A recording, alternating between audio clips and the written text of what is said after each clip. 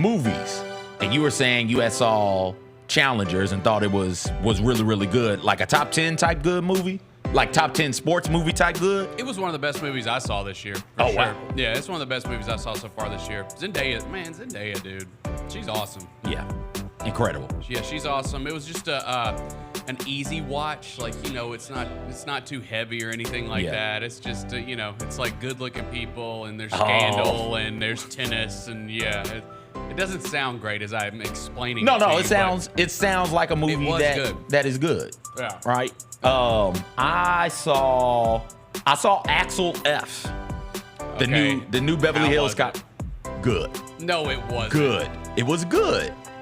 So I rewatched all the Beverly Hills Cop. I have never seen 3. I've only seen 1 You and 2. hadn't seen 3 at the amusement park? I've only seen 1 and 2. Yeah. But I love those movies. I mean, they're great. So I need to watch 3 and then watch Axel F. So Yeah. Axel F is... Everybody's back, right? All the old heads from there. Yeah, okay. Everybody who's alive is back. Right. Yes. Yeah, yes. everybody I always forget about the Mad About You, Mad For You. I always forget that actor's name. But he's in it. He's Paul back. Reiser. I wasn't sure if he was going to be back, but he's back. Mm-hmm. Both Taggart and Billy are back. Like, it's a good movie. Again, not a classic, but you're not going to be mad that you sat down and watched it. I also we did a double feature yesterday. I saw Bad Boys 4 finally. And I laughed audibly throughout the course of that movie. Everyone said it's hilarious. Not a classic. That's another but one. But it's good. I didn't see the last one. I've only seen 1 and 2, so I'm not current. And you kind of have to see the last one for one character, for a couple of characters to make sense. I didn't care much for the last one, but this one, it's pretty good. Okay. And then I saw Inside Out. Saw Inside Out 2. And? I still haven't seen it yet. My family loved it. Pretty good. Okay. Pretty good. Not a classic, but pretty good. I also did a double feature. I think I want to make sure I'm saying it right. Godzilla times Kong. This isn't versus because they're friends now. It's Godzilla times Kong. Yeah. A new empire. Yeah, eventually they become those two monsters.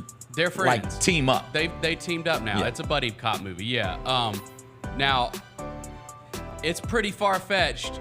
Like, you better be ready to stretch your imagination if you're going to watch Godzilla times Kong, but I thought it was a damn good time. Oh, wait. You say far-fetched.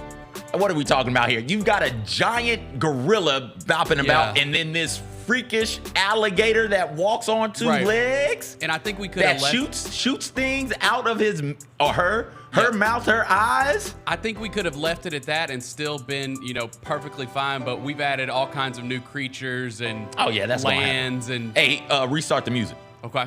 Restart the music. So new creatures, new land, new planets. We going intergalactic with it. Yeah. Oh no, keep it on the Earth, baby. The baby. bad guy is also an ape. This is a new villain. Yeah, the red ape. You've probably seen the action figures. I have. Yeah, I've seen that figures. He's pretty scary. Yeah. Seen the figures and seen the trailer for it. I might sit down and watch it. What's going on, everybody? I am not Jessica. I am CJ. Bennett is producing the show. Jessica's traveling, so she'll be back here tomorrow. You're stuck with me. We got a great show for you. It's start of Summer League. Grizzlies Summer League getting underway in Salt Lake City. So we'll definitely talk about that. There's some assistant coaching news as well that we'll touch on in that first segment. That second segment, we'll talk some about the WNBA, specifically those 2 rookies. And by those 2 rookies, I mean Angel Reese, I mean Caitlin Clark. They continue to do phenomenal things. We've got some news out of the Olympics. U.S. men's basketball team showed up ready to go at camp. The groups are set for the men's Olympics now, with a couple of teams qualifying over the weekend. We'll also touch on the Euros. Sat down and watched me a lot of Euro action as well. We'll touch on that in the second segment. Gary Parrish will join us in the third segment. I'm about to cough for some reason. I don't know what's happening. Get it out. We'll end with Hot Mess Express like we always do on a Monday. It's great. Glad to be here. Glad you're here with us. Bennett, do you know what we say? We say cowabunga! Cowabunga!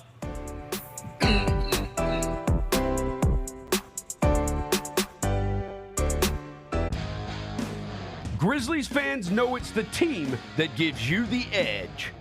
Big River Steel does too. And much like the Grizzlies have recruited legendary talent, we want you to be part of our team. Are you ready to be part of something legendary? Then visit www.bigriversteel.com. That's www.bigriversteel.com.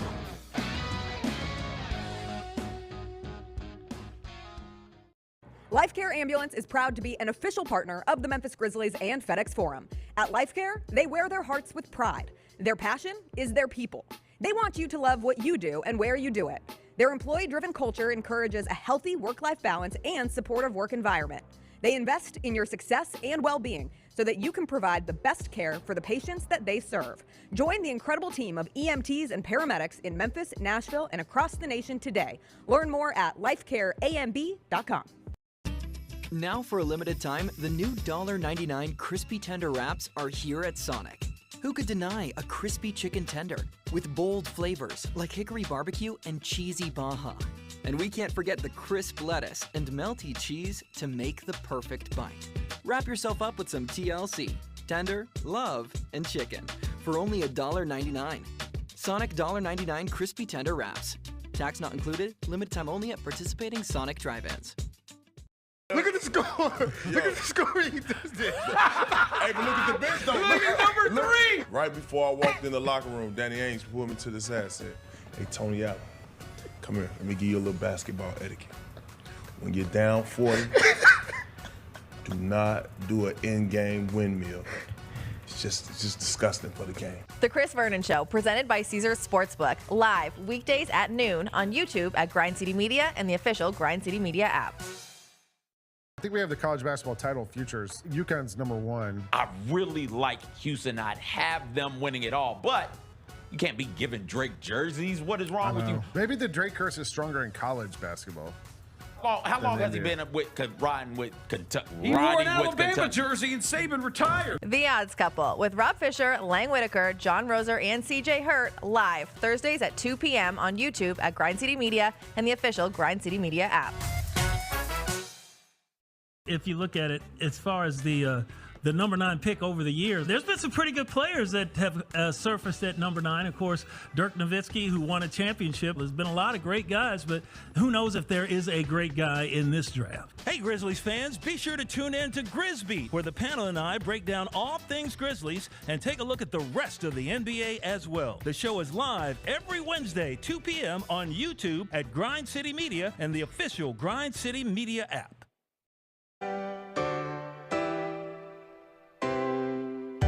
Feels great to feel the sunshine. Gotta own the day like it's all mine. Just got paid in his own time. Been working hard, I've been on the grind. I deserve this feeling, having my way. I've been on this healing. This is my day. The sun's out, let's have a little fun now. I wanna let it all out. That's what's it all about. Cause I deserve this feeling, I have it my way. I deserve this healing. This is my day.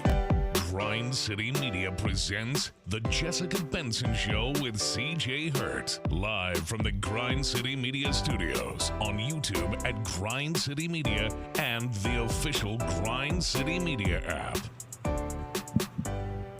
What's going on, everybody? No Jessica today. CJ filling in, Bennett behind the glass. It's a busy week. Busy week around these parts. Busy week around the NBA. Still trying to figure out free agency where everybody is going to land. No Kennard use yet. We'll talk about that more a little bit later on in this segment. But last night, or yesterday afternoon, I saw it last night. I don't know when it dropped. The Grizzlies Summer League roster for Salt Lake City dropped. And the roster looks like this. You've got Jalen Wells, Scottie Pippen Jr., Jake LaRavia, Timmy Allen, DJ Jeffries, Isaiah Miller, Kevon Harris, Zach Edey, Cam Spencer, Kyle Castlin, Freddie Gillespie, Gigi Jackson, Trey Jemison, and John Giroux on the roster. Bennett, when you saw this roster come out, what was your first thought? It's a super intriguing summer league for the Grizzlies, just because of the guys that they have playing. I mean, there's multiple guys on this team that are going to be asked to be big contributors for the Grizzlies this year. And so I think that's what makes it interesting, just because a lot of times you'll see teams, I was watching last night, it was, what was it? It was the Lakers-Kings. And you see a couple guys, you know, that are going to be a part of what their teams are doing this season, but when I see this roster for the Grizzlies, it definitely seems like there's a lot of good storylines going into Summer League. Absolutely, absolutely. In addition to the players who played meaningful, like major meaningful minutes for the Grizzlies last season, albeit injuries, the primary reason for some of these. But you saw G.G. Jackson out there for the Grizzlies. You saw Scottie Pippen Jr. for the Grizzlies. You saw Trey Jemison play major minutes for the Grizzlies. Did I say LaRavia? Yeah, LaRavia. You saw LaRavia play major minutes for the Grizzlies. You got a dude like Jarreau, who averaged 18, 8, and 8 in the G League last year. You're talking about a guy in Harris who averaged 16 and 5, 16 points, 5 rebounds in the G League last season, right? Isaiah Miller, 12 points per game in the G League last season. And Freddie Gillespie is a player who, whenever I sit down and watch the Hustle play at Landers Center, which if you hadn't been to Landers to watch these guys go out there and play, it's a whole lot of fun. It's great to see the up-and-coming players find their way. Whenever I watch them play, Gillespie is always one who stands out to me. So he's out there. Of course, you've got Timmy Allen out there as well. This is a G League roster full of not just G League talent, but talent, like you said, Bennett, that contributed last year. And there's some of them who are going to contribute a lot this year as well. Yeah, I mean, obviously Zach Edey stands out because as of right now, I think a lot of us assume he's probably got a chance to be the starting center on this team day one. And so I would, if you were to poll the fan base, which I believe we are polling the fan base, I think most people would say they're looking forward to seeing Zach Edey. That's a chat question. Yeah. Chat question of the day. Which player are you most excited to see during Grizzlies Summer League? So Zach Edey is an option. G.G. Jackson is an option. Jake LaRavia is an option. And then for fun, I just threw out there, what the hell is going on with Luke Kennard? What I'm trying to figure out. Yeah, everybody's trying to figure that out. Back on Edey, though, Bennett, is there something you want to see him do specifically? Yeah, grab double-digit rebounds every depending on how many minutes he plays, right? Like, but if he's playing almost a full game in some of these, I would assume he's not going to play every single Summer League game because they're back-to-back, especially it's three straight. Utah's three straight. Yeah. Boom, boom, boom. Yeah, so when he does play and when he plays big minutes, I think double-digit rebounds is what I definitely want to see. Just because if you're going to be a day one starter in this league, you should be able to dominate on the boards in Summer League. That's the thing about Summer League. How can I phrase this? You can make me concerned based off of your Summer League performance, but I kind of take Summer League in general with a grain of salt. Zach Edey goes out there and averages 13 rebounds a game. It's like, okay, he's probably going to be able to rebound at a decent enough level in the NBA for it to be relevant and make an impact on the Grizzlies. Zach Edey go out there and average 4 rebounds, and it's like, oh boy, wait a second. Yeah. You shouldn't be doing that. That's the way I feel about Summer League, and for most cases, scrimmages, spring games, preseason stuff as well across sports. It is, hey, I'm not going to get too high on anybody's performance in Summer League, no matter how great it is. But I can get real low on somebody based off how poorly you do. And I think for Edey, you're right. And for me, not just his ability to rebound, but I want to see his fluidity, his mobility, his ability to set screens as well. He should pop. If you're going to play in the NBA, you pop in Summer League. If you're going to not just play in the NBA, but if you're going to play meaningful minutes or, God forbid, be a star in the NBA, you pop in Summer League. Like, you jump off the screen. When we're watching you play, there's a clear line of delineation between you and everybody else. And so I think that's somebody who most people do want to see, not just Grizzlies fans, but fans of the NBA in general want to see what Zach Edey does out there during Summer League. I got 5 things to watch during Grizzlies Summer League, Bennett. Oh, let's go. You hit number 1 on the head. It's Zach Edey. Yeah, it's Zach Edey for the Grizzlies. Like I said, his mobility, his fluidity, and we keep talking about Zach Edey as a screener, particularly an on-ball screener. Thinking about him in the way that we think about like a Steven Adams and some of the things Steven Adams was able to do.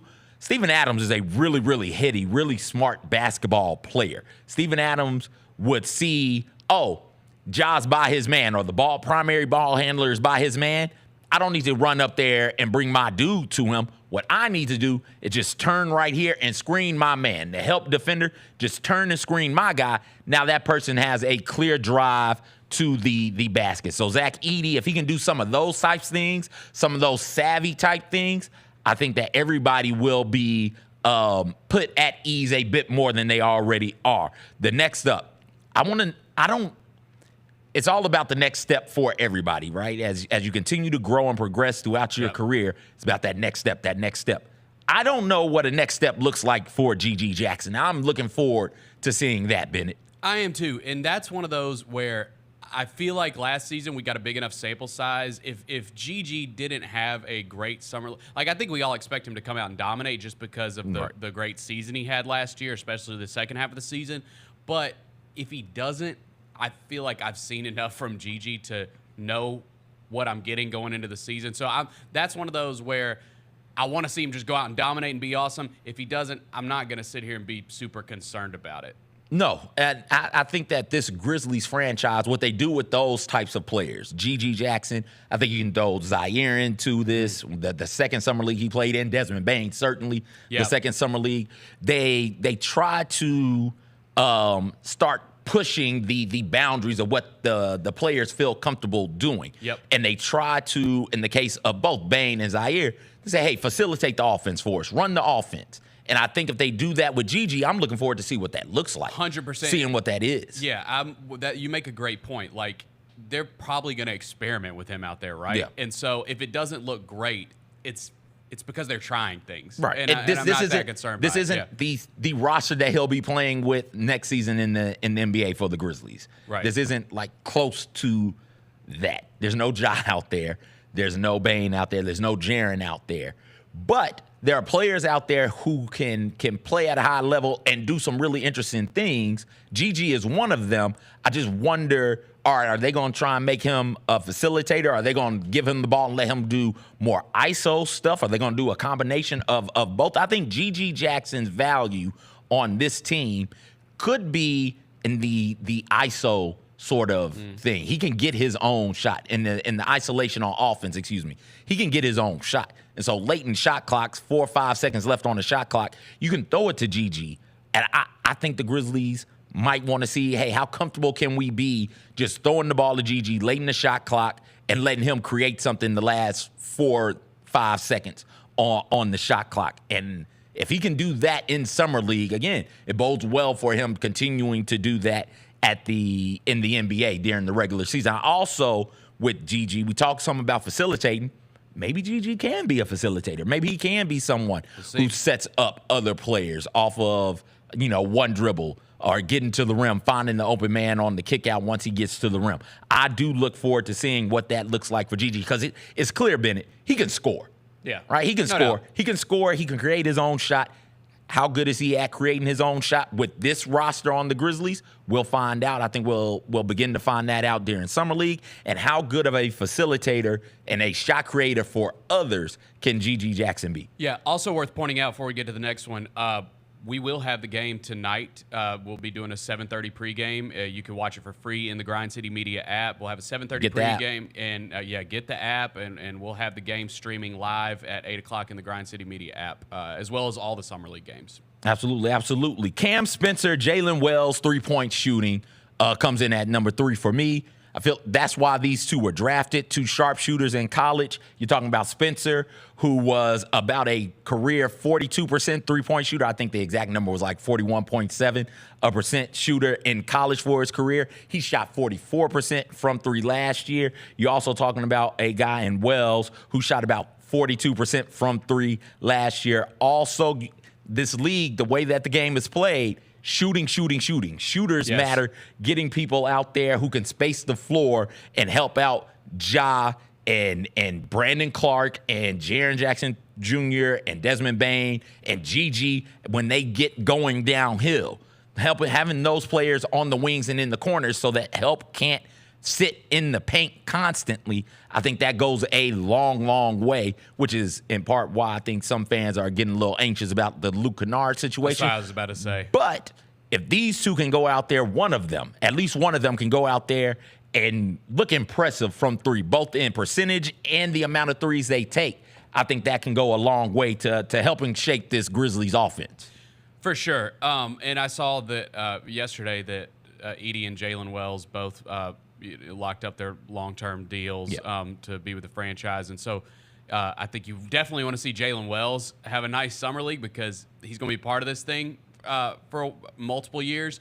But, yeah, I'm with you. Like, with the status of Luke Kennard uncertain, which I'm still in the camp that I think that they're going to get that thing done and he's going to be a part of this team just because I'm not sure what the alternative is right now. It just seems for either party. Yeah, nothing has come out that suggests that he's going to be anything other than a Grizzly next year. So I'm just going to stick with that until we hear otherwise. But yeah, with his status, that being said, with his status still up in the air, you do want to see one of these guys emerge as a three. I'll throw in Jake LaRavia too, right? Like you want to see one of these guys emerge as a three-point threat in Summer League because we were one of the worst three-point shooting teams in the league last year. You know, it's you look at Desmond Bane, and he's one of the best three-point shooters in the world. And so when you hear the Grizzlies were one of the worst three-point shooting teams in the league last year, it doesn't make a lot of sense, but they were. So they took a lot of them. Took a lot. So, but they only shot 34% last year, which is 29th in the NBA, if I read everything correctly. But they made 13 of them per game, which was 12th in the NBA. So if you can turn, you're getting the attempts up. If you can turn those attempts into make, that goes a long way in opening up this offense. I think Cam Spencer and Jalen Wells for, let's say Kennard comes back. We're both banking on Kennard coming back, right? But he's not going to be here forever. That's right. There's got to be somebody behind him coming up in through the ranks, and one of these two, if not both of these two, could serve as your sharpshooters of the future. We were talking pre-show about this guy, Bennett. Number 4 for me is Scottie Pippen Jr. Yep. How can he run the team? Can he solidify himself as a clear backup point guard for this team that starts in Summer League? Again, he go out there and average 15, 20 assists. It's like, okay, cool. He did that in Summer League. He's probably got the chops to continue to play meaningful minutes for the Grizzlies during the regular season. But if he goes out there and is playing terrible, if he's going out there and having bunches of turnovers, the offense doesn't really look like it's flowing well with him in charge at the helm, then it's like, oh boy, this might be a G League thing, and the Grizzlies may have to try and figure out some more depth at that position. I think you have Ja, you have Derrick Rose. How healthy he is and will he play, that's up in the air. But you also have Marcus Smart, somebody who I think that when he was brought in here, the Grizzlies like, great, he'll play with Ja in the starting lineup. He'll be your primary defender, and then when Ja goes out, he'll run the backup point guard show. And then Ja comes back in, he goes out. And so they start games, they start halves, and they end together. But outside of that, they're not really on the court a whole bunch together. But if you have Scottie Pippen Jr. there as your backup, well, now it is, okay, Marcus, don't worry about playing backup. You are a perimeter player. You are a wing player with us, and your primary role is going to be to defend the other team's best perimeter option. And I think Scottie Pippen Jr. can help the Grizzlies coaches and front office figure out what they need to do from that backup point guard spot with how well he plays in Summer League. It's actually the storyline I care about the most going into Summer League because it's a position that's so important for this team, and there are going to be nights that you're going to look up. If Scottie Pippen is in fact that third point guard on this team, there's going to be nights that he might even be the starter because you know Ja's going to miss a handful of games. He's a superstar in this league. Superstars miss games, right? Marcus Smart, again, he's going to play on the floor with whoever this other point guard is. So you're going to be staggering minutes there. You know Desmond Bane will be a facilitator at times. Like he's a guy that's logged minutes at that position too. And then D Rose, one of my favorite players of all time. Again, I don't think you can rely on him to be a guy that's going to play consistently for a full season. We just hadn't seen it and that's in the past few years. Yeah, one of the great what ifs. For sure. Last one before we get to a break. You brought him up, Jake LaRavia. Yep. Just he's the only one of his draft class for the Grizzlies playing, right? I think Roddy is gone. Who else was from that LaRavia? Was Zaire there? Was Vince a part of that one? Was it Vince? Vince Roddy, might have been. Jake? Yeah. So Vince isn't playing. Roddy's gone. Laravia's still here playing. When Laravia looks comfortable, Laravia does some things that make you go, oh, I see why the Grizzlies took him. But he doesn't look comfortable a whole lot. Or let me say this. He doesn't consistently look comfortable out there on the court. He gets lost sometimes on defense assignments. He gets beat in transition every now and then.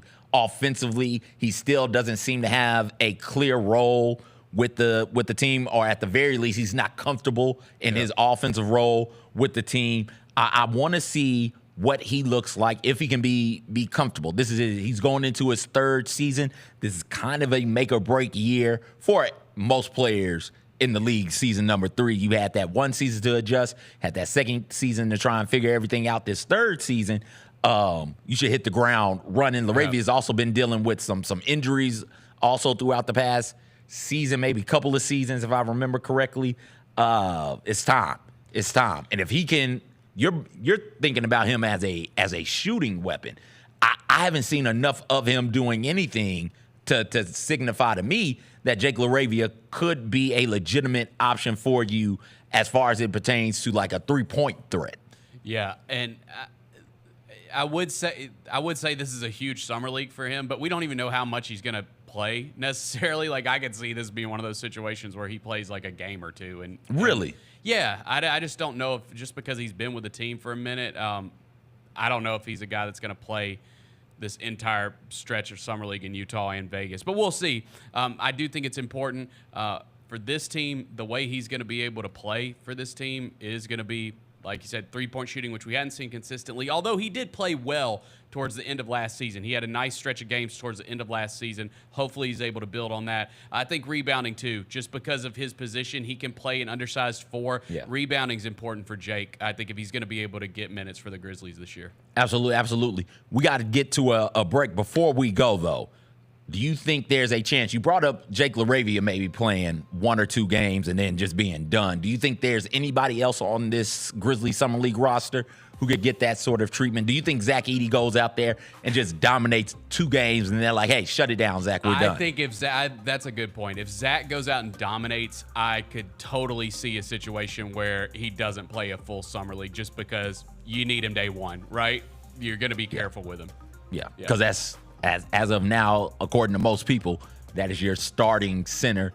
And if he's not your starting center, he's still somebody who's going to log a ton of meaningful minutes during the season.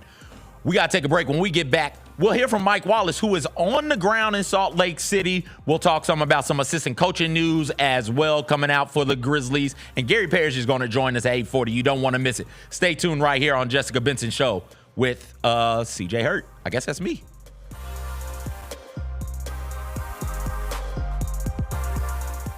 Shall we talk about our favorite NBA Finals MVPs? Number 3 is a little bit of Canadian history because it's the first and only NBA championship that the country as a whole has. I'm going to go with Kawhi Leonard's second Finals MVP. I still get my little heart warm even thinking about it, and I was there watching every game. IMHO with Lang Whitaker and me, Kelsey Wright Johnson, on YouTube at Grind City Media and the official Grind City Media app.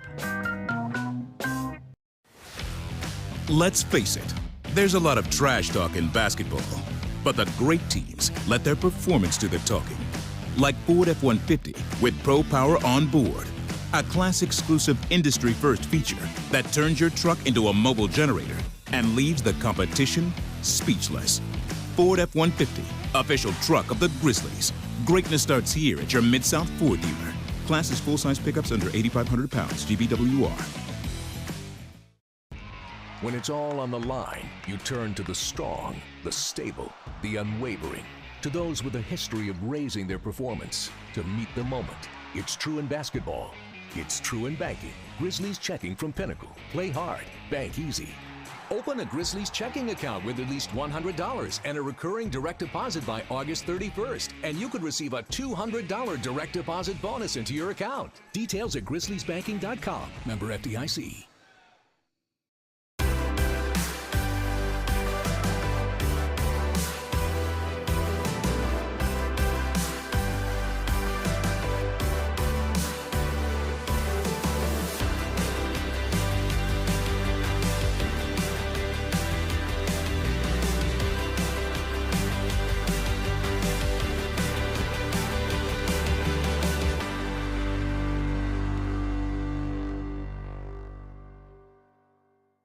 almost lost a girlfriend in the Spring River one Because time. you pushed her off the boat? Yeah, no, she fell off and then her foot got caught in some stones, like in a current. You didn't save her, so who did? I don't remember. Somebody did. Her foot just jarred loose. Current husband. Yeah. Like, I'm not Michael Phelps. There ain't no sense in both of us dying. The Gary Parrish Show, live weekdays at 10 a.m. on YouTube at Grind City Media and the official Grind City Media app. We have another edition. This will be the third edition of the Debate Club. You guys are going to sell a shoe to Mr. Bennett Doyle, our producer over here. Oh, yeah. I saw these. I've seen these. I saw these on social media too. It's the perfect house shoe. I know, right? Like, yeah, it's not even a house shoe. I bet you they're really comfortable. You know, you heard of unisex. This is unifoot. Oh, my God.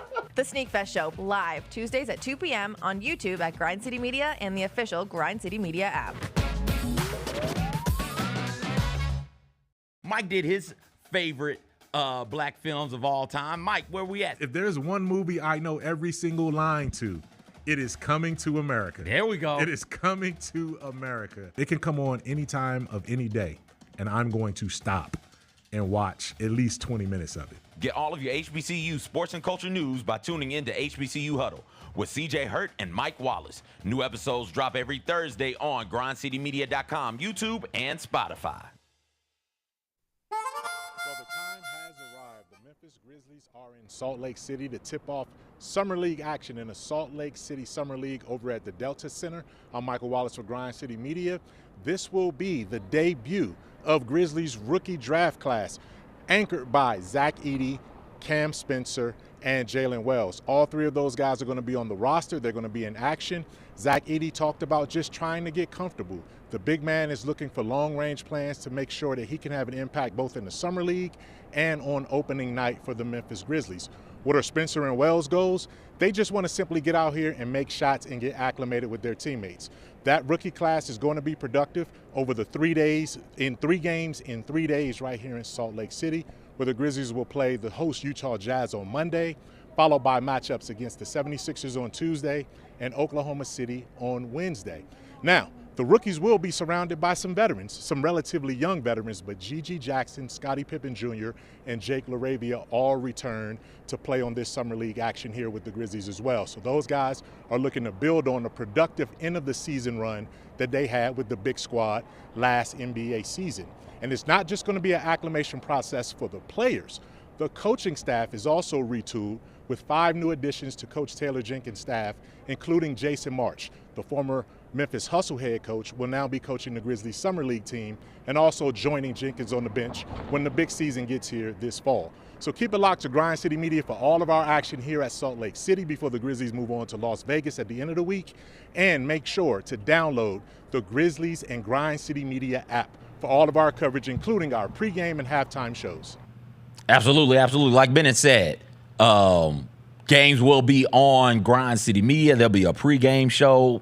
Bennett, pre, half, and post, or just pre and post? I don't believe we have a post. Pre and half, pre and for half. sure. Yeah. So absolutely, if you don't got the Grind City Media app, get it now so you can watch your Memphis Grizzlies Summer League team take on everybody in Salt Lake City and in Vegas in I guess next week. Yeah, I don't know who I think the crew today is Fish, Lang, and Kelsey, maybe. Oh, what a crew! We got a rotating crew of hosts, so you got to tune into every game to see who's going to be on. Speaking of things that we got going on at Grind City Media, Bennett, we on the tickety top. We on the talkity tick. What's going on? We got a TikTok now. Shout out Grind City Media. We have a Grind City Media TikTok. Grind City Media has a TikTok. Damn, I might have to get on TikTok now. Get on there. I've been postponing it for a long time. I mean, I'm 37 years old, dude. Like, should I get a TikTok? That's embarrassing. Is it? Is TikTok embarrassing for us old people? I think if you're like past your mid-30s, I think that might be a little embarrassing. But I'll just do it anyways. I don't care. Just get on there. This gives me a reason. You don't have to post anything. I'm on TikTok. I don't post anything. I'm a lurker. You just lurk. I'm a social media lurker, not just on TikTok, but on Twitter, on Instagram, on that's it. I don't lurk on Facebook. I'm not on there. I don't lurk on the Snapchat either. I'm not on there a lot. But I lurk on TikTok. So follow Grind City Media on TikTok, just Grind City Media, and we'll have cool little videos up there. I'm assuming it'll be different videos than the ones we have on Reels. We'll do some creative things on there as well. It should be fun and a good time for everybody. Again, Grind City Media on the TikTok, the Tickety Talk. Bennett, what's your social media platform of choice? Now that we're on this. I mean, I'm probably spend the most time on Twitter just because. Really? Yeah, I mean, it's embarrassing, but I mean, it's where I get most of my news. Like, I'm constantly scrolling, and the feed is just, it's all once, right once, there. Once you get the feed, time. once you get the feed, once the algorithm figures out your feed, man, there's some good stuff that goes on. Yeah, there. stay off the For You tab though. Don't do that. That For You tab's dangerous. Don't do that. I don't want to read that much. I just want to look at pictures. So Instagram is it for me. I love give Instagram me, give me the pictures. Give me a meme. No more. Don't give me a video. I can't stand getting your reels. I do not like your reels or your stories. I like a good creative reel. I don't. You know? I don't. Okay. No, and Jacob, I hate yours. I hate the ones that Jacob sends especially. What's Jacob doing on Instagram? Bothering me, harassing me. Really? Yes. Terrible food videos. Just somebody will throw in a bland piece of chicken, cover it in mayonnaise, and deep fried, and then eat it like it's good. Like, Jacob, why are you sending me this? You've been lacking a little bit on your food videos. I have. Yeah. My algorithm has changed on me all of a sudden. I don't know what happened. I used to get a bunch of food videos, man. Now I don't get them as much. All right. Now I don't get them as much. Let's get back on the Grizzlies Summer League for just a moment. Thank you to Mike Wallace out there in Salt Lake City. Follow Grind City Media on Twitter and on Instagram, and again on TikTok for all of their Summer League coverage, or all of our Summer League coverage. Follow Mike Wallace on Twitter, my Mike Check. He'll have some great stuff, great interviews with players and the like, coaches as well. Possibly with Jason March. Jason March is a friend of the show, Bennett. Every Halloween he comes on because Halloween is around the time that the G League season gets ready to get started. Yep. They do their media day for the Hustle. Jason March is always kind enough to join us, and Jason March has gotten the call up from the G League to the big league, to the NBA. Happy He's for going to him, be an assistant coach on Taylor Jenkins' coaching staff, a coaching staff that has gone through some pretty major changes. Yeah. Right? A report out of the commercial appeal from DeMichael Cole over the weekend pointed out that new coach Thomas Asalo, I hope I'm saying the name correctly. I've only ever read it, never heard it, been trying to find out a way to pronounce it. But yeah, Thomas Asalo out of the French League is coming over. He's touted as one of the great basketball minds, one of the great up-and-coming offensive minds in the game. He's coming through, joining this coaching staff for Taylor Jenkins. His team led LNB Pro A, the highest level of French basketball, in points per game, three-point attempts per game, and they had the highest two-point percentage in the league. Keith Parrish of Grits and Grind has a pretty good 4.5-5-minute breakdown on what he brings to the coaching staff. This is a guy who is a two-time Bundesliga, which is the highest league in Germany, I do believe, coach of the year in 2021, 22, and 2022-23. His Paris team last year won the Euro Cup. And so he's coming in here. He does some pretty cool things. Been watching a couple of videos on some of the things he does as an offensive-minded coach. And it should work with the Grizzlies. He took a team in Paris who had an undersized point guard, a smaller point guard, and gotten them a championship. And the thought, I think, from fans and this front office is, and Taylor Jenkins himself is, all right, if you can do that with them, we've got legit talent and firepower over here.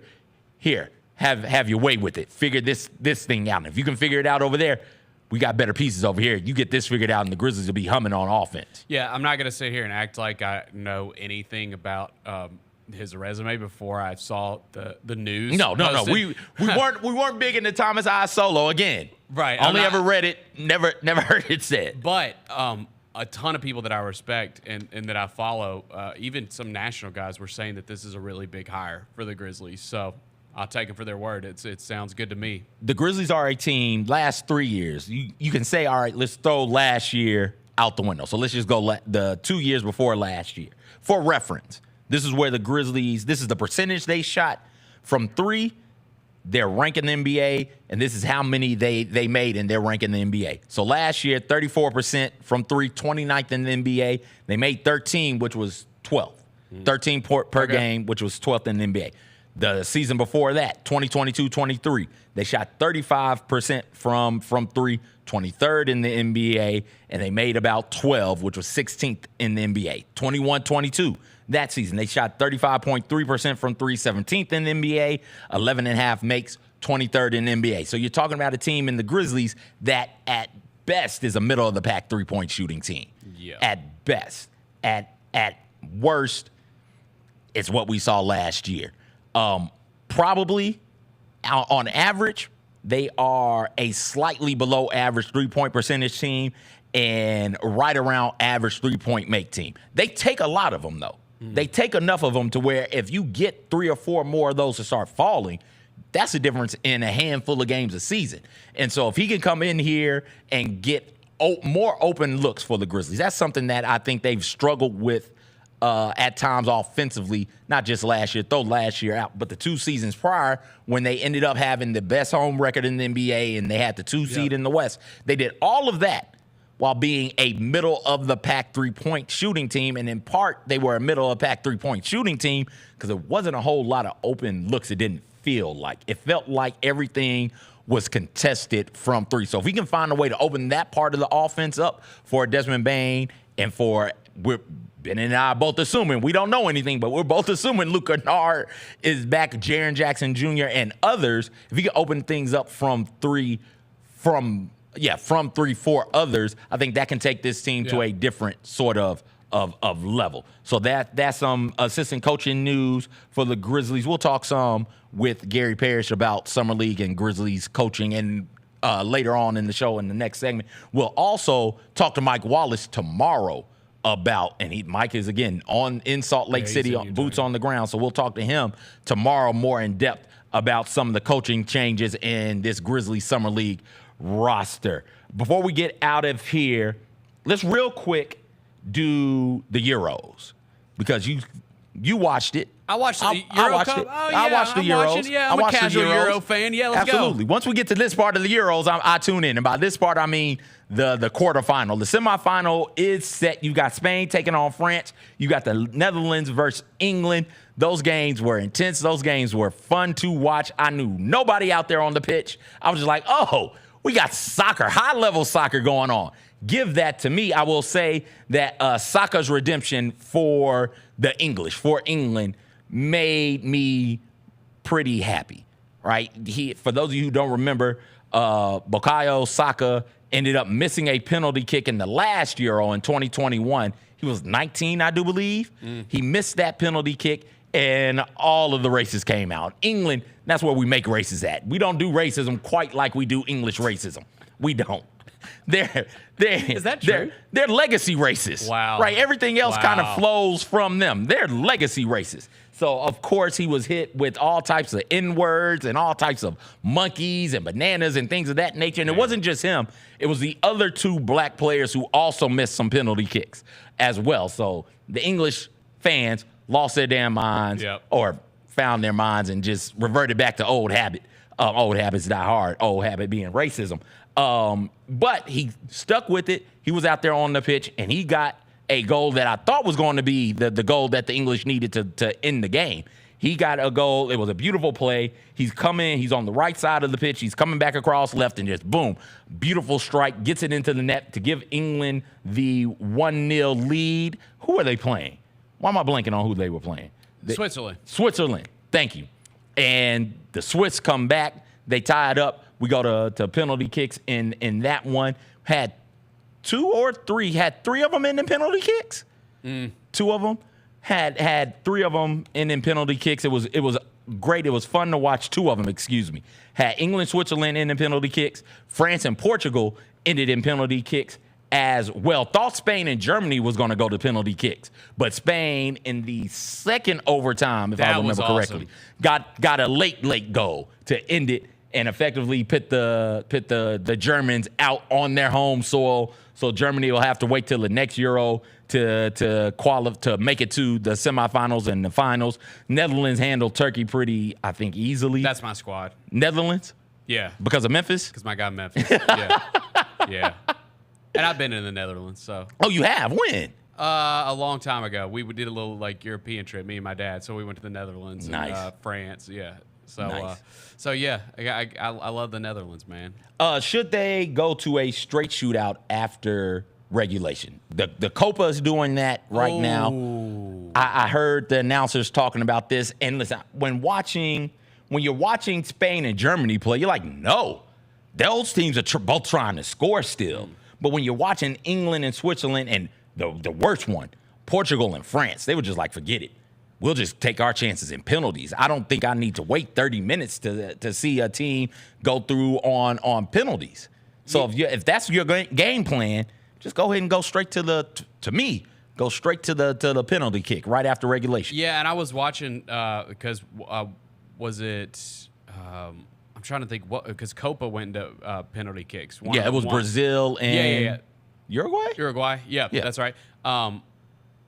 I actually do like that. I know some people don't even like penalty kicks at all in these because they just say that you're taking away everything that's been built up leading to that moment by doing penalty kicks, and it's just a stupid way to end a soccer match. I disagree. I like penalty kicks, so I'm down to let's get rid of the extra time. Let's just or that extended period, and let's go right to it. Yeah, penalty kicks.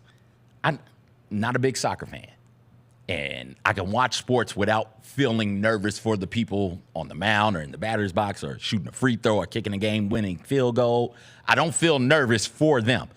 My belly is flooded with butterflies watching dudes go up there for a penalty kick. Yeah. And the women also, watching dudes and dudettes go up there on both sides, the goalkeeper and the person trying to get the penalty kick.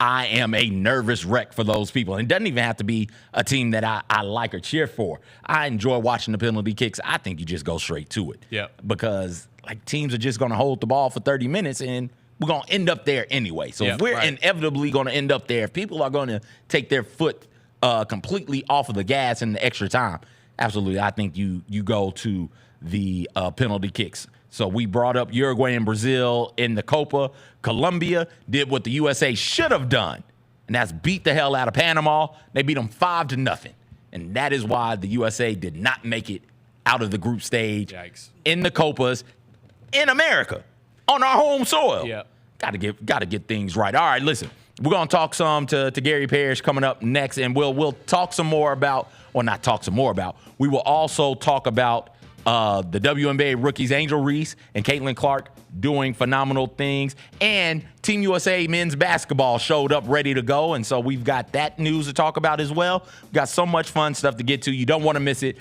Stay tuned right here on the Jessica Benson Show on Grind City Media.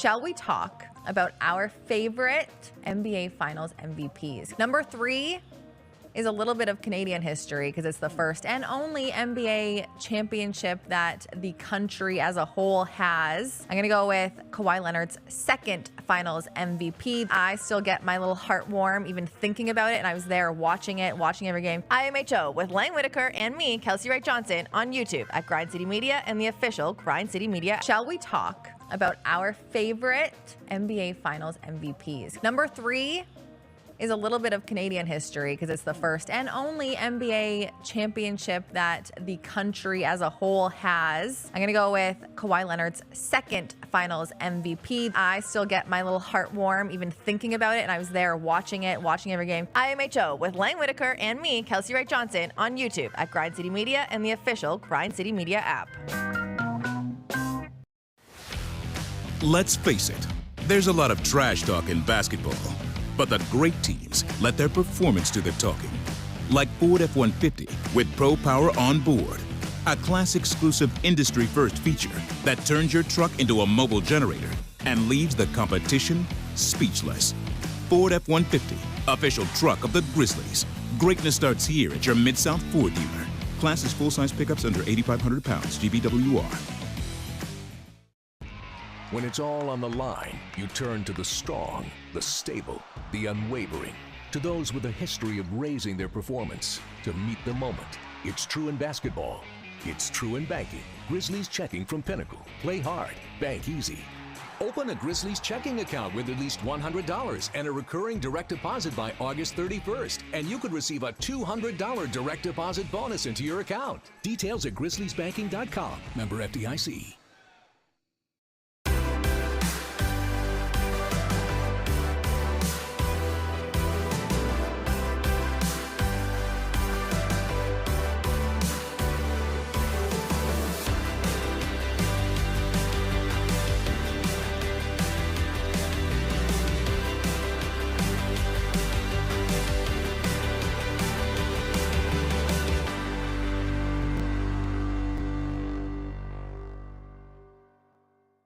I almost lost a girlfriend in the Spring River one Because time. you pushed her off the boat? Yeah. No, she fell off and then her foot got caught in some stones, like in a current. You didn't save her, so who did?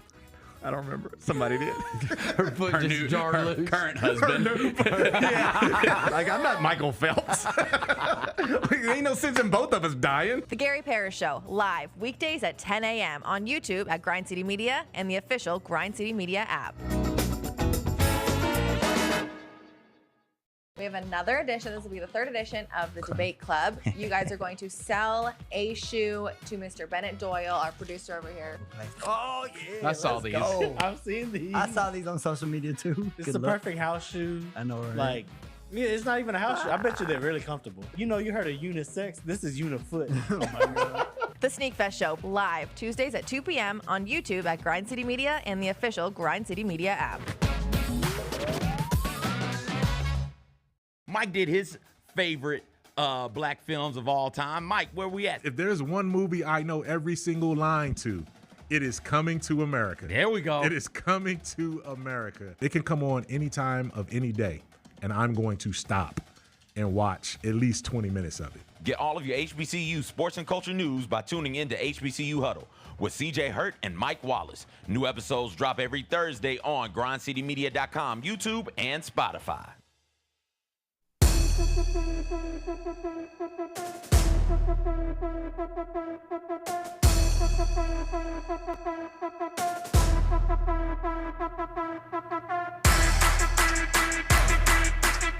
Welcome back in, everybody. CJ Hurt filling in for Jessica. She's parts unknown, not really sure where Jessica is, but I know where Gary Parrish is. He's right here. Right here. What's up, Gary? You have a loud voice outside of that box there. I do. My voice booms. He has a loud voice, doesn't he? He does have a loud voice. Yeah. I have to project I appreciate it. That's impressive. That's why my voice sounds regular in the box. I know. That's just... I wasn't prepared for this. Because I don't know if people don't know this about CJ. Outside of that box, I don't think I ever heard him say anything. He doesn't say anything. Oh, it startled you a little bit? Yeah, it was just very loud, but impressive. Oh, thank you. Yeah. Thank you. Yeah, and I'm not even like talking from my diaphragm. Oh, wow. Yet. Wait till we get into some heated stuff. Wait till he really focuses. Then it's going to be over.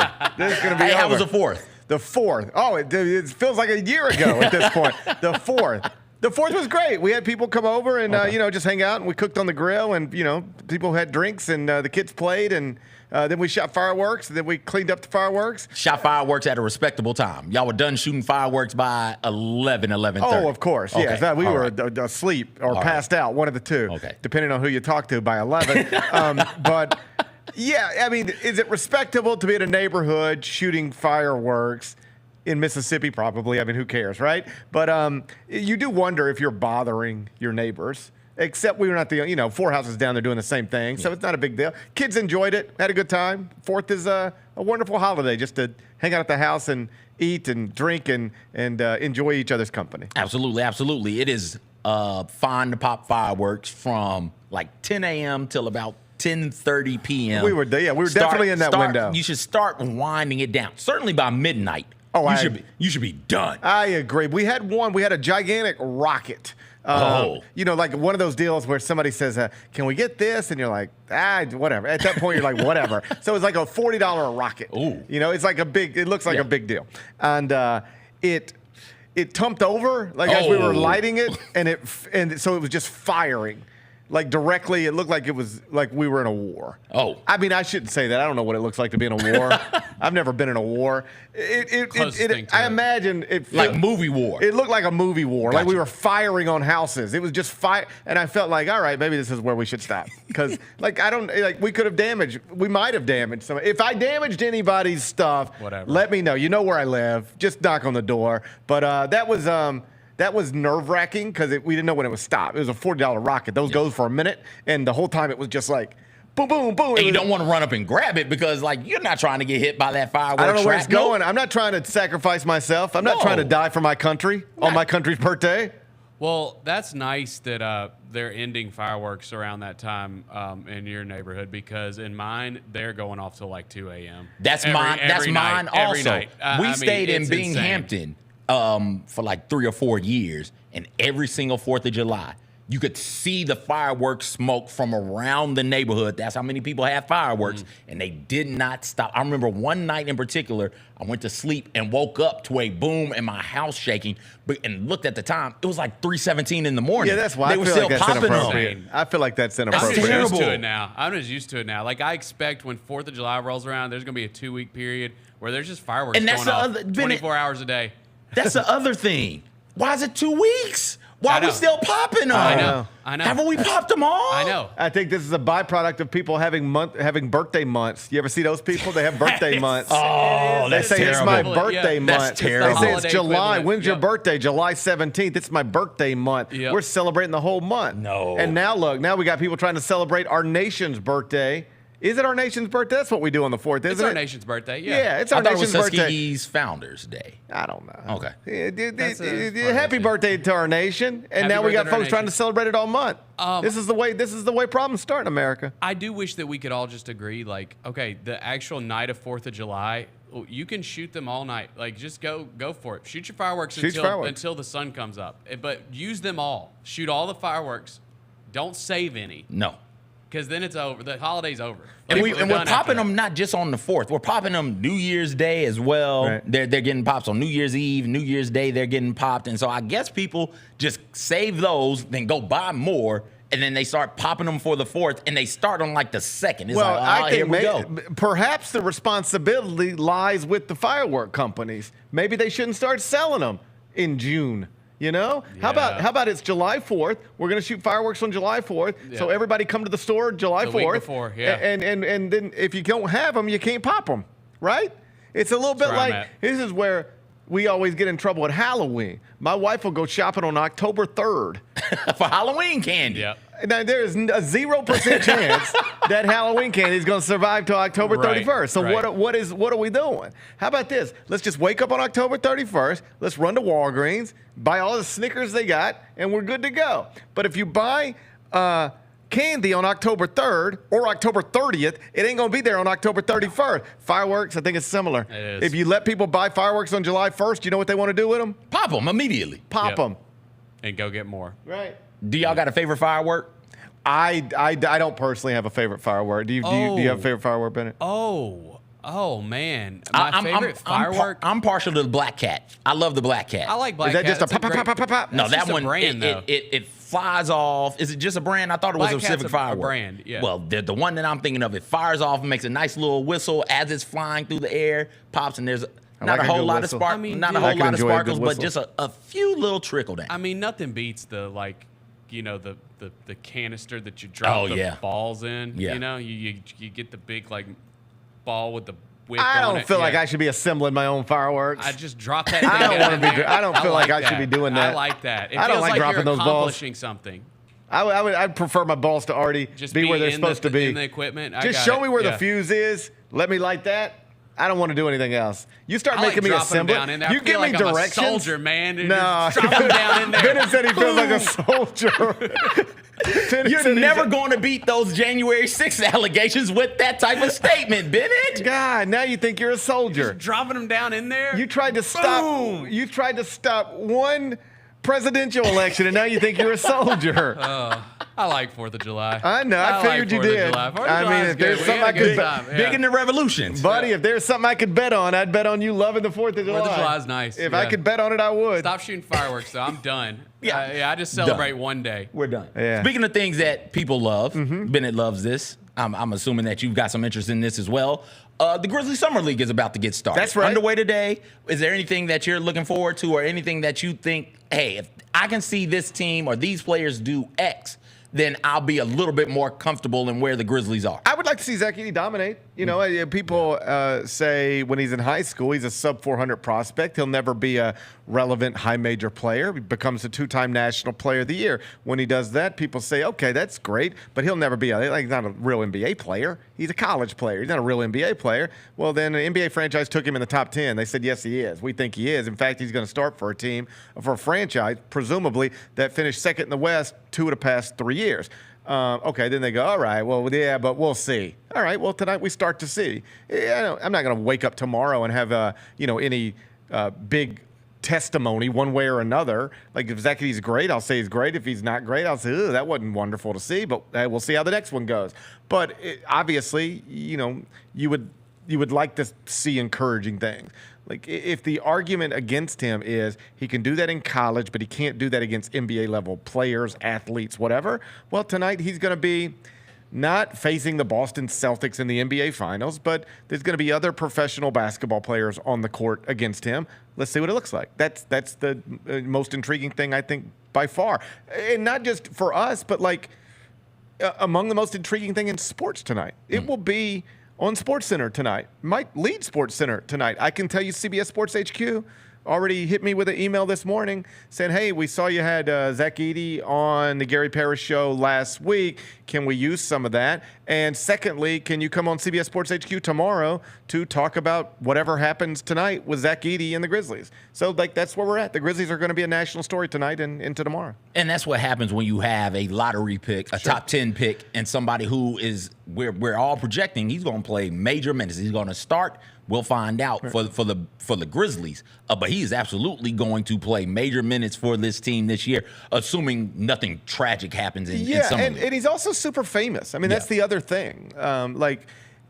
If the Grizzlies would have drafted Alex Sarr, they would have had to do that much earlier. He would have been a higher pick. I don't know that CBS Sports HQ would be interested in that because most of America doesn't know who Alex Sarr is, but we're very familiar with Zach Edey. Again, he's played in a Final Four. He's played in a title game. He's been a 2-time National Player of the Year, a Big Ten tournament MVP, all the stuff. We've seen him do post-game interviews and have double-doubles and have really one of the more remarkable college careers. So he comes to it's unsurprising to me that ESPN is building, content around him tonight. He's a recognizable figure.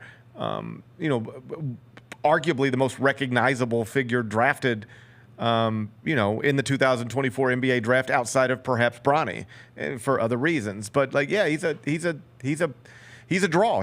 People are going to want to see what he does tonight. You'll see people who have nothing to do with the Grizzlies commenting on Twitter and other social media platforms about Zach Edey tonight. That'll happen. Oh, absolutely. Absolutely. And I think that if we take it to another player who's gained some notoriety, I think G.G. Jackson, with the way he performed last year, popped onto everybody's radar around the NBA sphere.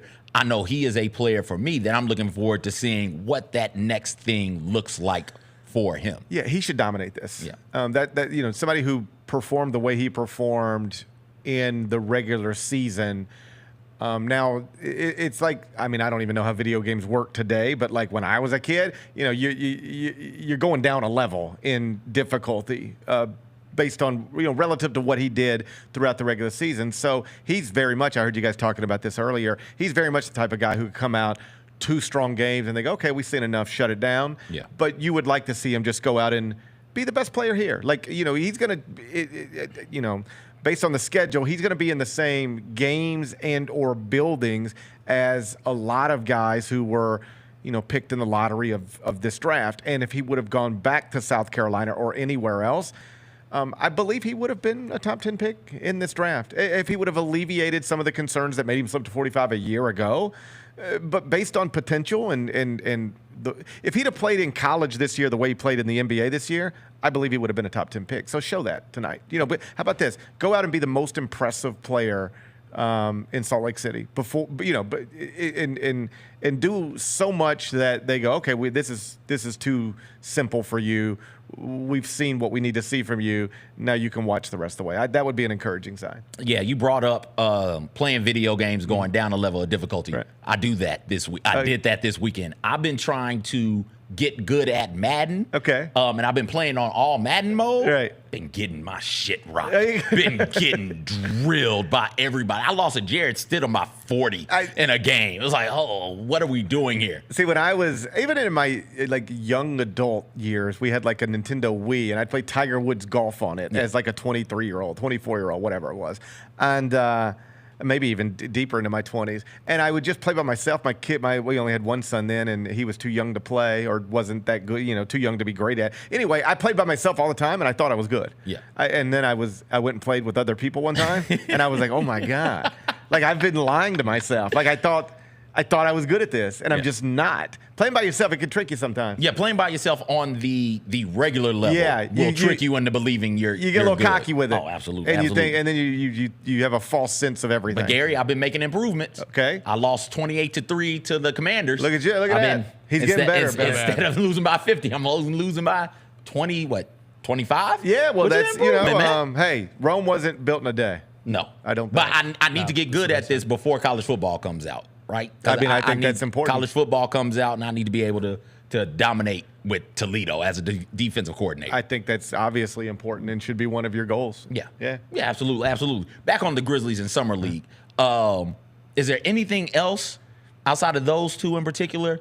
Or Scottie Pippen Jr. of interest, LaRavia, DJ Jeffries from a storyline standpoint? Yeah, I mean, it's nice to see DJ. It'll just be nice to see DJ with a jersey that says Memphis on it. Like, I've known DJ since he was in high school. And to watch him, I don't want to speak for him, but I'm just assuming it's not the college career he anticipated. It's a young man who once signed to play at Kentucky for John Calipari. Like, when you do that, you probably don't think you're spending 4 or 5 years in college. You probably don't think you're hoping your hometown franchise, put you on a summer league team. Your goals were probably a little bigger, right?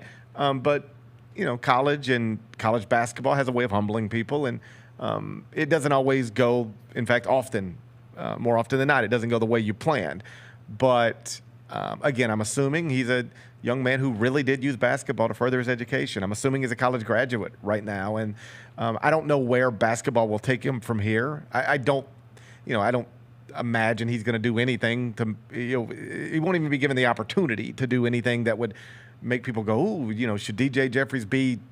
But you take these opportunities where they come, and if it doesn't lead to an NBA anything with this franchise, you hope maybe you can make an impact with somebody else and just take this basketball thing wherever it takes you for as long as it can. But again, to circle back, I'm a DJ Jeffries fan. I'm a fan of the family, and it's nice to see him again. He'll have a Grizzlies jersey on. That'll be fun.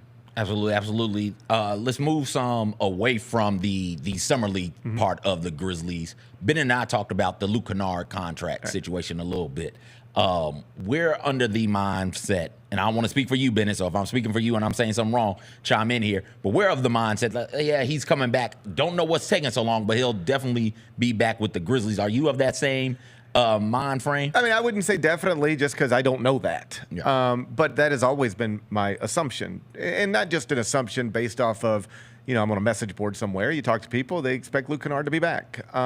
Why is it taking so long? There could be a million different reasons, among them just accounting reasons. Like, let us figure out exactly, like, to the penny where we're at on money, and then, like, we can figure out exactly what makes sense, and just hang tight. We'll get back to you. It could be something as simple as that. It could be something as, I guess, uneasy as, yeah, all right, Grizzlies, I know you want me back, but let me see what else is out there, and let's give it a week or something. We'll see.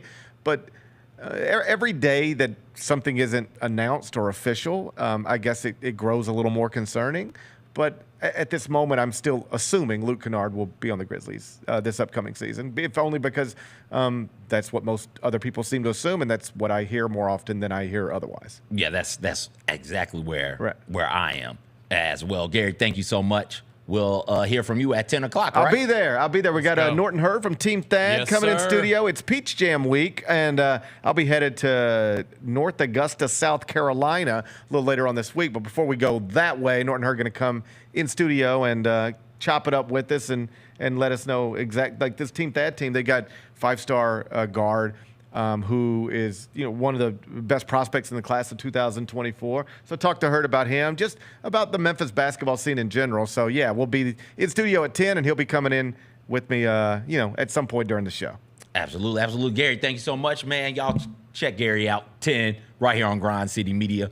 We'll be back. We'll talk some more about Grizzlies. We'll talk some about the men's basketball roster and them showing up to camp ready to go. We'll talk some about the Olympic group for the men's basketball side of things. We'll also get to Hot Mess Express. We got all of that plus some. It's going to be fun. Don't go anywhere.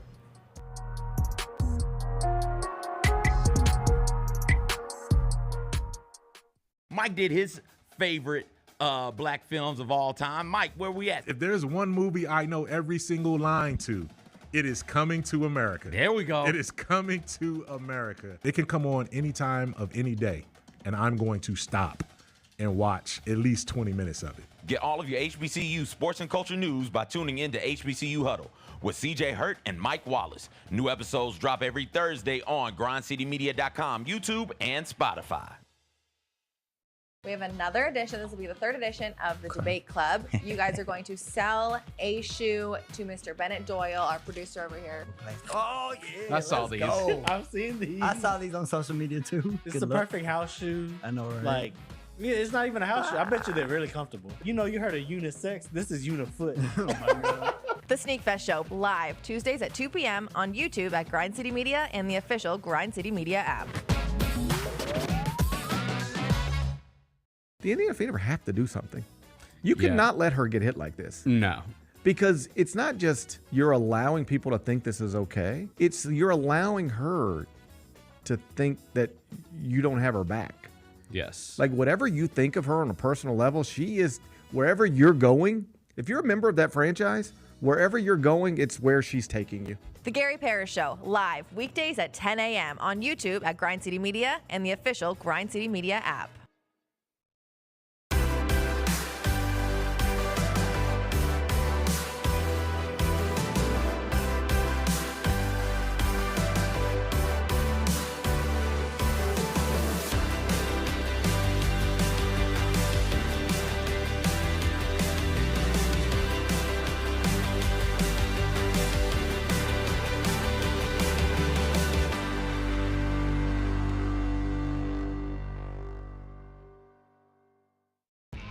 When it's all on the line, you turn to the strong, the stable, the unwavering.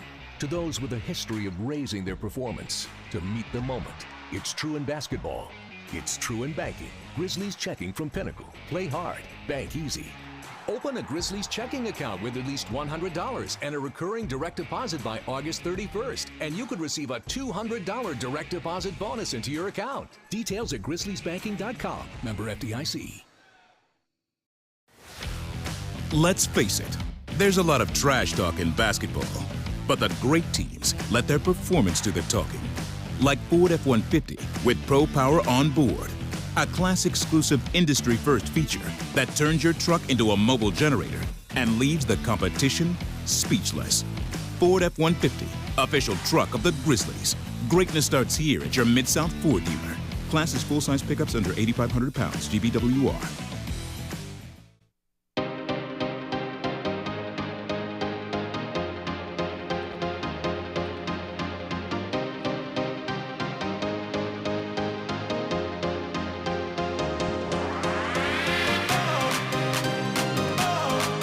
Welcome back. Thank you to Gary for stopping by. Check the Gary Parrish Show out 10 right here. Tomorrow, we'll have Mike Wallace on, fresh off of the Grizzlies Summer League debut for Zach Edey, and others. So he'll be on from Salt Lake City to talk about that. Right now, though, men's basketball, Bennett, I don't know if you saw this. Team USA showed up to camp together.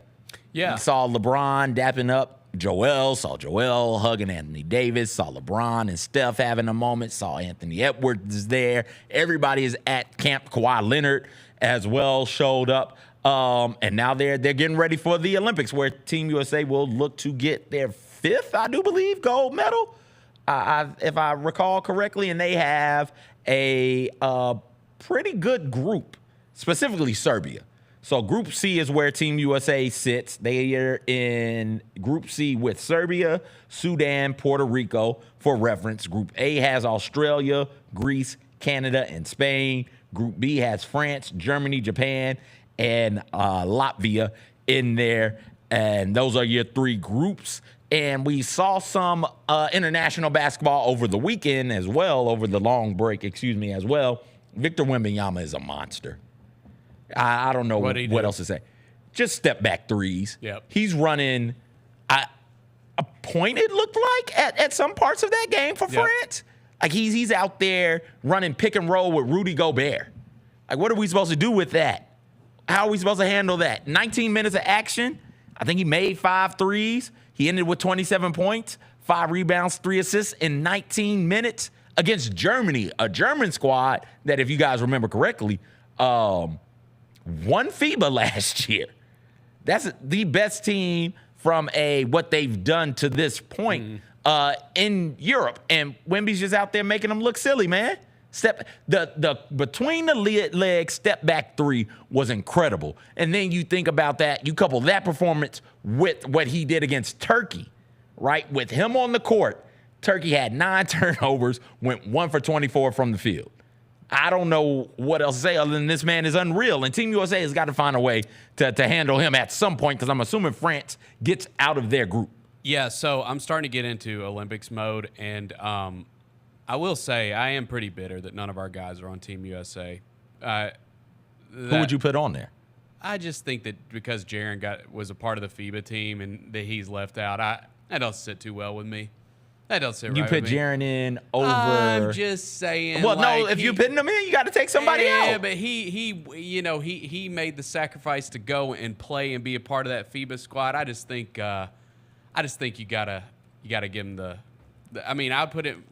It's not like they did well. I wouldn't have anybody from that FIBA squad on there. That means get Halliburton off, get Edwards off also. You can't be out there and lose in FIBA and expect to be allowed to play in the Olympics. He's the only big carryover, right? Is Anthony Edwards. Halliburton is there too, Is correct? Halliburton there? I'm pretty sure Halliburton is there. I don't know, man. I mean, I think that this is going to be a tough tournament for them. Oh, yeah. It is. And, I mean, this is a group that hasn't, been together. Again, none of these guys played in FIBA, so it's not like that they've had all these reps together as a group. So it'll be interesting going against some of these teams that have been together for a long time. I mean, you mentioned France. Like, you got the 2 towers there. Like, that's Gobert and Wembanyama is going to be a problem for them.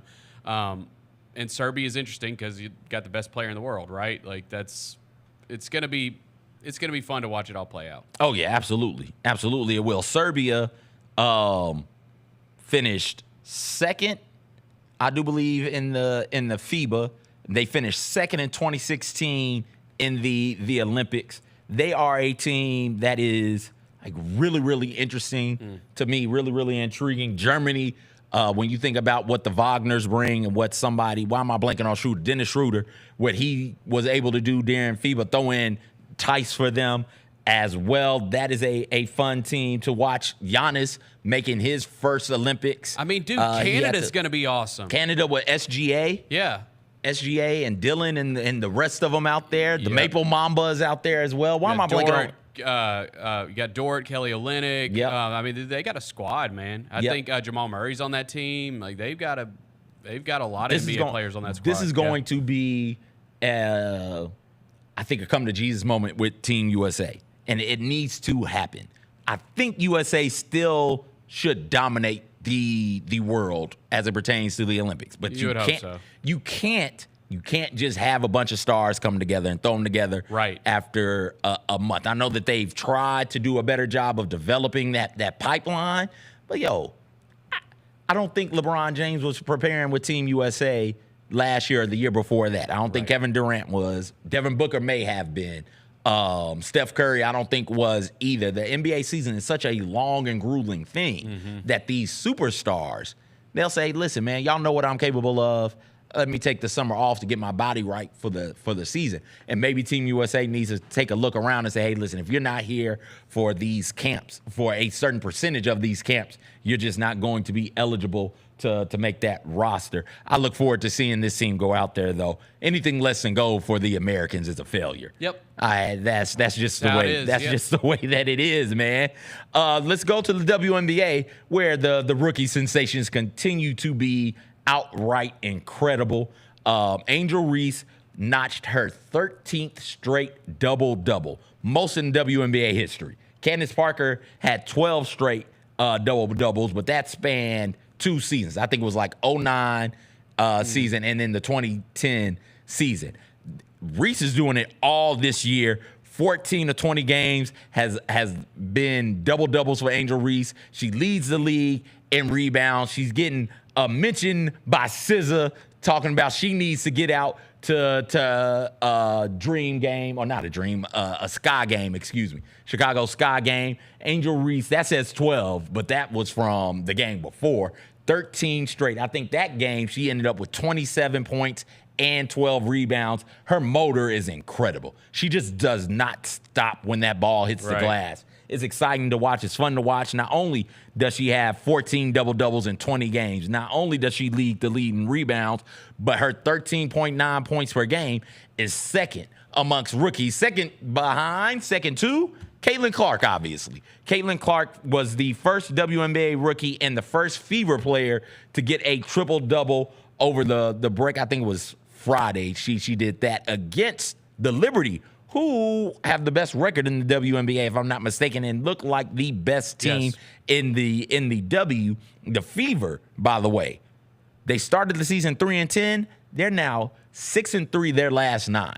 So not only is she putting up pretty good numbers, like really good numbers, really impressive numbers, not just for a rookie, but for anybody, they're winning games now. So that is an encouraging thing to see if you are a fan of the Fever and or a fan of Caitlin Clark. I'm so glad that the W has not one, but 2 young phenoms coming through, and it's going to make this Rookie of the Year race real intriguing in the W.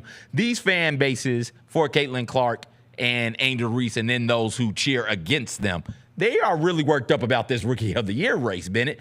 If it was me, Angel Reese will be my Rookie of the Year. If the season ended right now, Angel Reese is the Rookie of the Year. Caitlin Clark has really good numbers. I don't think they're as good as Angel Reese's. And one triple-double game does not make a Rookie of the Year race. Now, thankfully, the season doesn't end right now.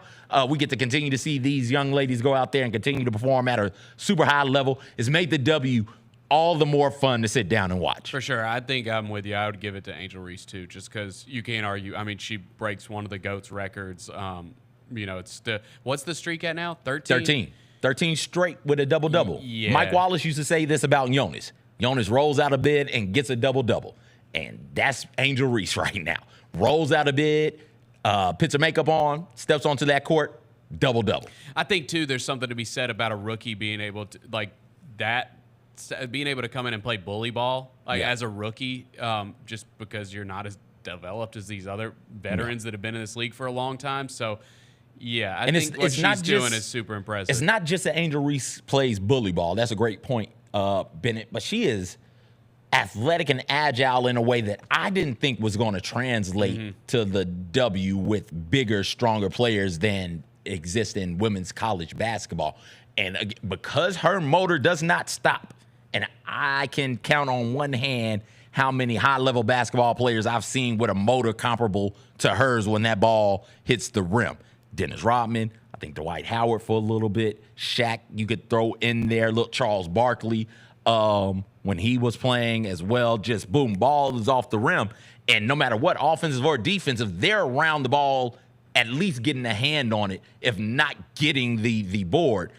Angel Reese does that. And that's something that is really, really hard for a rookie to do in the WNBA. And Caitlin Clark, can't sing her praises enough. It looked like a sold-out crowd for that Fever Liberty game. Yep. I'm not sure if it was. I didn't see the official numbers, but wherever she goes, it is a show. They're selling out arenas. They're packing them out. They're having to move games to larger arenas. And Caitlin Clark is performing, right? She's performing at a high level. She is. That triple-double is just the latest in a bunch of firsts for a rookie or for a Fever player that Caitlin Clark has kind of ticked off of her professional basketball playing box. I am a fan of basketball.